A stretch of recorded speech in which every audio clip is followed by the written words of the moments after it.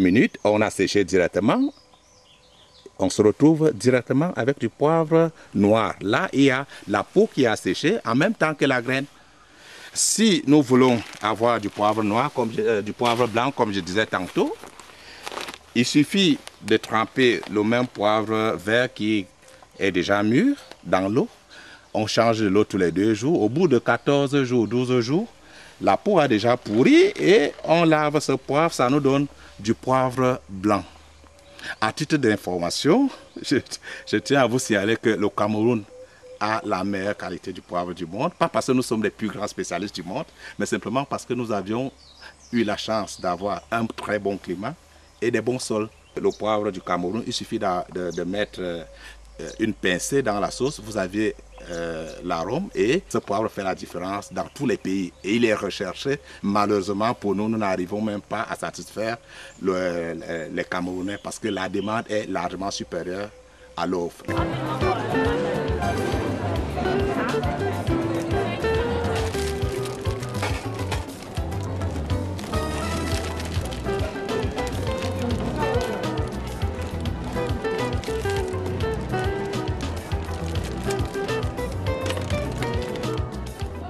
Dans nos marchés, le poivre reste l'épice la plus prisée sur les comptoirs des marchands pour le bonheur des consommateurs. Je suis dans les épices depuis 5 ans. Ça, c'est le poivre du Cameroun. Le prix coûte 5 000 francs le kilo. Le prix du sac, c'est 240 000. Le sac de 50 kilos. Oui, et c'est le bon poivre. C'est plus bien que le poivre du... Ça, c'est le poivre de Dubaï. Le prix du sac, c'est 200 000. Ça vient en 50 kilos. Le kilo coûte 4 700. Les clients sollicitent plus le poivre du Cameroun par rapport au poivre importé. C'est le prix qui diffère. Quand je prends le sac de poivre, j'écrase. Ça, c'est le poivre blanc du Cameroun écrasé. Le kilo coûte 3 500. Le prix du sac, ça c'est le poivre noir de la Chine. Le prix du sac, c'est 250 000. Ça vient en 60 kilos. Il y a les périodes où je m'en sors. Mais le mois de décembre, le poivre est un peu rare sur le marché. Et les prix augmentent.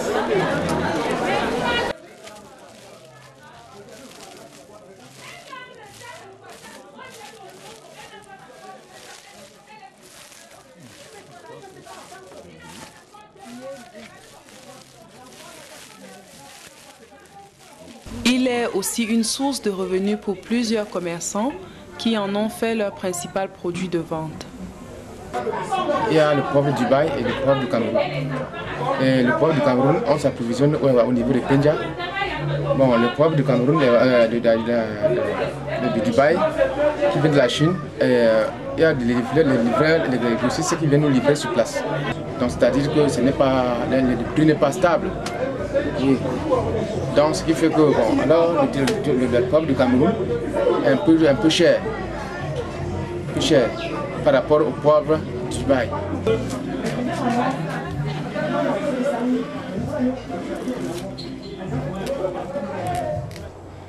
Pour ce qui est du poivrier, une fois qu'on aurait mis en place une organisation qui favorise et incite la recherche, on devrait pouvoir entrer dans la phase de vulgarisation.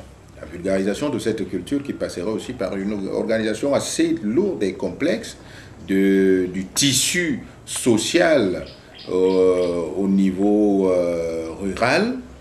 Ça passerait peut-être par le biais des GIC, par le biais des GIEC, par le biais des coopératives, mais seulement il va falloir qu'on rentre là déjà dans la phase active et qui touche le développement communautaire.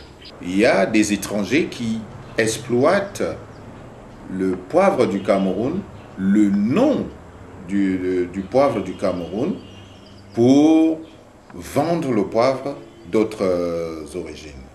Et Vous avez en France, pour vous dire ce que représente le label, ce qui pourrait être demain un label poivre de Penja, donc du poivre du Cameroun, c'est que vous avez certains grands restaurants sur la place parisienne qui ont dans leur carte des menus au poivre de Penja. Et ces menus sont parmi les plus chers de leur carte. D'autres régions du monde ont des bourses du poivre. Il y a une bourse du poivre en Inde qui existe. Comme on peut trouver la bourse de cacao à Londres ou à New York, je ne sais où, il y a une bourse du poivre en Inde. Il pourrait aussi avoir une bourse du poivre au Cameroun demain, pour l'Afrique, la région Afrique.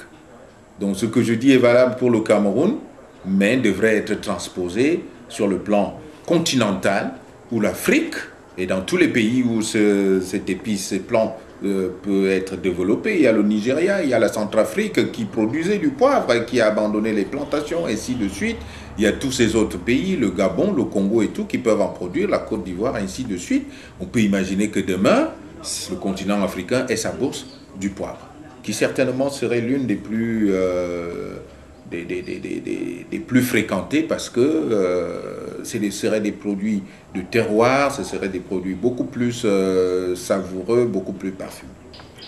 Pour améliorer donc le pouvoir d'achat et le bien-être des populations, il ne s'agirait pas pour le poivre d'envisager d'aider les gens à mettre des exploitants, à mettre en place des hectares de poivriers. Figurez-vous, j'ai fait quelques calculs.